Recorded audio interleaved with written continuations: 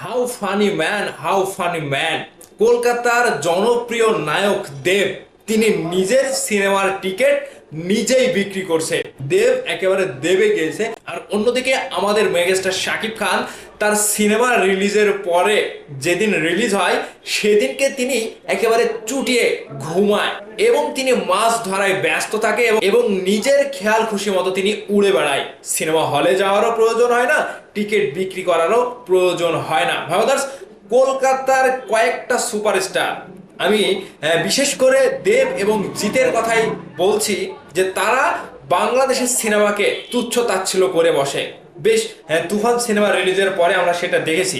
এবার আমাদের megastar Shakib Khan cinema রিলিজের পরে কি করে, এবং তাদের দেশের সুপারস্টার দেব বলেন জিৎ বলেন, সিনেমা রিলিজের পরে তারা নিজেদের সিনেমার টিকিট বিক্রি করায় নিজেরাই ব্যস্ত হয়ে উঠেছে। তার কারণ কি জানেন? তাদের সিনেমার চলছে না। যদি নিজের সিনেমার টিকিট নিজের সিনেমা হলে গিয়ে বিক্রি করতে হয় তাহলে দু চারটা লোকজন হয়তো তাকে দেখে আসবে, এমনটাই চিন্তা ভাবনা থেকে কিন্তু দেব কলকাতার বারুইপুরে একটি সিনেমা হলে তিনি সেখানে উপস্থিত থেকে তার টেক্কা সিনেমার টিকিট বিক্রি করছে। ভাই, তাদের স্টারডম কোথায়?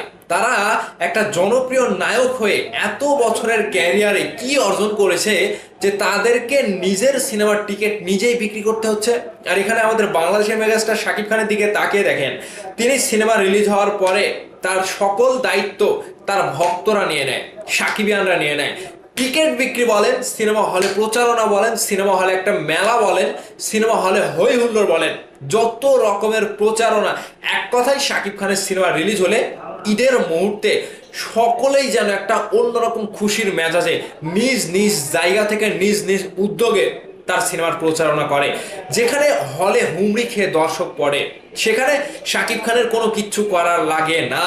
শাকিব খান ভাই ঈদের দিন কিংবা সিনেমা রিলিজের দিন তিনি বাসায় ঘুমায়, নিশ্চিন্তে ঘুমায়, মানে টেনশনে কোনো জায়গায় শাকিব খানের কাছে থাকে না। এটাই তো রাজা, এটাই তো স্টারডম। অন্যদিকে আলোচনায় দেব, তিনি লাইভে আসছেন, টিকিট বিক্রি করছেন, তারপরেও সিনেমা হলে দর্শক টানতে ব্যর্থ হচ্ছেন। আর সিনেমা কবে কখন রিলিজ হচ্ছে সেটা কেউ জানতে পারছে না।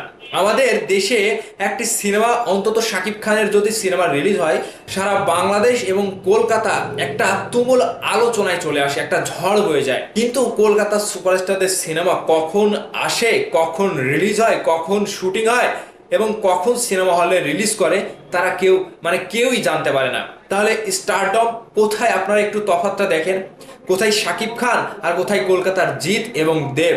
দুজনের সাথে তো আমাদের মেগাস্টারের ভালোই তুলনা করেন আপনারা। তাহলে এখানে চাক্ষুষ প্রমাণটা হয়ে গেল যে দেব কোনো উপায় না পেয়ে সিনেমা হলে গিয়ে তার নিজের সিনেমার টিকিট বিক্রি করছে, যাতে করে দুই চারটা দর্শক তাকে দেখে হলেও সিনেমা হলে সিনেমা দেখতে আসে।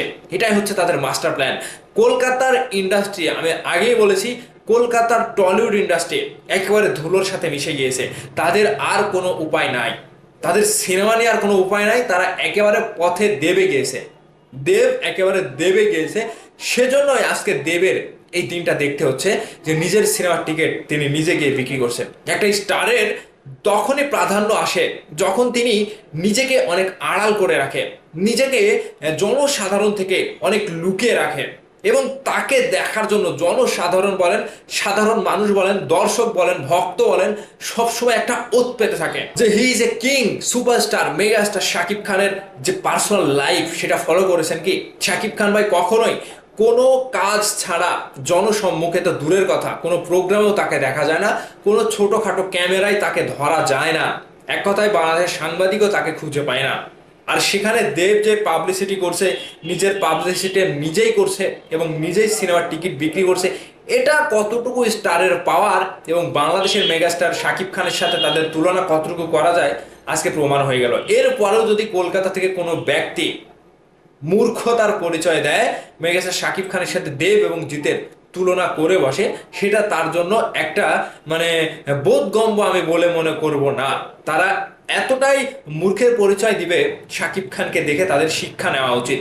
তো তো ভাইয়ার্স, অবশ্যই আমাদের বাংলাদেশের মেগাস্টার শাকিব খান এবং কলকাতার দেব তিনি যে নিজের সিনেমার টিকিট নিজে বিক্রি করছে, এবং আমাদের মেগাস্টার শাকিব খান তার সিনেমা রিলিজের পরে তিনি হয় বাসায় ঘুম দেবে, না হয় তিনি খোশ মেজাজে ঘোরাঘুরি করবে, বন্ধুদের সাথে ঘুরে বেড়াবে।